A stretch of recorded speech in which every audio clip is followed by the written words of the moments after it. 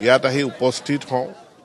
কাৰ্বি ৰাইজে যোৱা 6 ডিচেম্বৰৰ পৰাই তেওঁলোকে অন্বেষণ কৰিছিল আৰু যিটো অন্বেষণত তেওঁলোকৰ কেইবাটাও দাবী আছিল আৰু সেই অন্বেষণটো আহি যেতিয়া কালি পুৱতি নিশা তেওঁলোকক চিকিৎসাৰ কাৰণে গুৱাহাটী মেডিকেল কলেজলৈ লৈ যোৱা হয়, স্থানান্তৰিত কৰা হয় অন্বেষণকাৰীসকলক।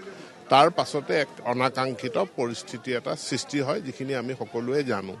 আজি মই অসম চৰকাৰৰ অতিৰিক্ত মুখ্য সচিব অজয় তিৱাৰী তেওঁক লগত লৈ এই অনশনস্থলীত আহি কাৰ্বি ৰাইজৰ লগত মই আলোচনাত অনুষ্ঠিত কৰোঁ আৰু অসম চৰকাৰৰ তৰফৰ পৰা মই তেওঁলোকক অনুৰোধ জনাওঁ যে অসম চৰকাৰ জনজাতীয়সকলৰ সমস্যা, তেওঁলোকৰ ভূমিৰ অধিকাৰ এইটোক লৈ খুবেই সংবেদনশীল আৰু সমস্যাসমূহ সমাধান কৰাৰ কাৰণে ধাৰাবাহিকভাৱে পদক্ষেপ লৈ আহিছে। কাৰ্বি আংলঙৰ যিটো ভূমিৰ সমস্যা, এইটো মূলতঃ কাৰ্বি আংলং স্বায়ত্তশাসিত পৰিষদে ইয়াক চোৱা চিতা কৰে, কাৰণ সাংবিধানিকভাৱে লেণ্ড ৰেভিনিউটো কাৰ্বি আংলং স্বায়ত্তশাসিত পৰিষদক দিয়া হৈছে। ৰাজ্য চৰকাৰৰ ইয়াত ভূমিকা নাথাকে।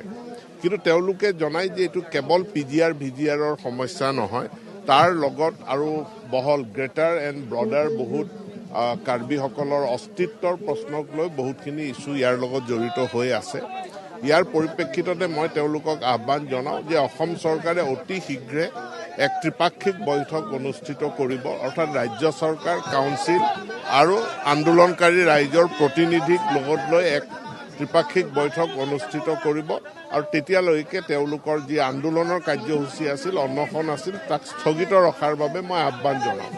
মোৰ আহ্বানৰ প্ৰতি সঁহাৰি জনাই তেওঁলোকে অন্বেষণৰ কাৰ্যসূচী স্থগিত ঘোষণা কৰে আৰু আমি এই মাহটোৰ ভিতৰতে, মুখ্যমন্ত্ৰী এই মুহূৰ্তত কাশীজানত আছে, গতিকে এই মাহৰ ভিতৰতে আমি ত্ৰিপাক্ষিক বৈঠকখন অনুষ্ঠিত কৰিম।